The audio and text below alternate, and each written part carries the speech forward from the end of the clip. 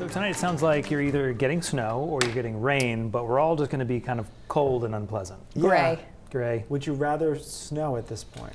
My answer is yes. Yeah. I'll take a cold, snowy day over a cold, rainy day. Floridian, what say you?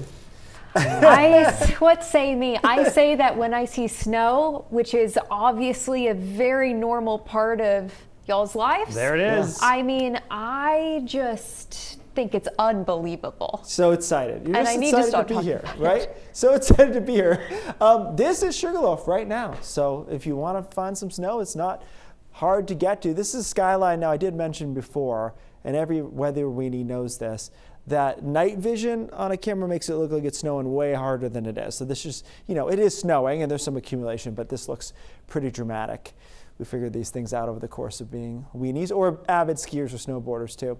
The radar, though, showing largely rain, right? We've got chilly rain into the foothills, kind of normal rain in the 40s, mid 40s along the coastline, and then there's that snow into the mountains. The low is actually still pretty far back here. It's going to rotate down into the Gulf of Maine, and as is often the case, it'll intensify when it does that. That's where our chance for some gusty winds tomorrow morning will come from, is the strengthening of that low. It's a relatively short period of time, though, with stronger winds. So rain for many of us tonight, chilly rain in the foothills where they may mix a little bit with, or see some snowflakes, at least flitting around there. It won't accumulate. The snow does accumulate in the mountains, as we've discussed.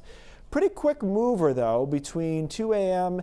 and 6 a.m. We're going to see this storm system move out. So I think for most of us, by the time you wake up tomorrow morning, we'll be done with this, and it'll be just the wind the rest of the day.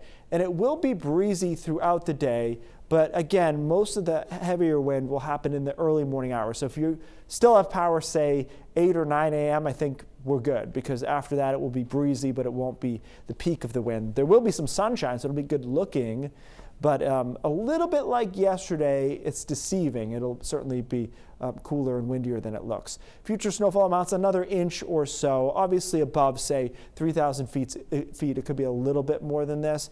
You may see even a snowflake in Bangor and perhaps into parts of Washington and Hancock County early tomorrow morning. I think most of us will be sleeping, but it wouldn't be shocking to see a few flakes mixing in there. As far as the wind goes, the small scale models have backed off just a little bit. So by tomorrow morning, we're going to see strong winds out of the northwest. This is 4 a.m. Between 4 and 6 or 7, I think, is our best chance for strong wind gusts that could cause any type of power outage. After that, it is just breezy the rest of the day with wind gusts of 35 miles an hour or so out of the north and west, and that'll just be more of a nuisance than anything.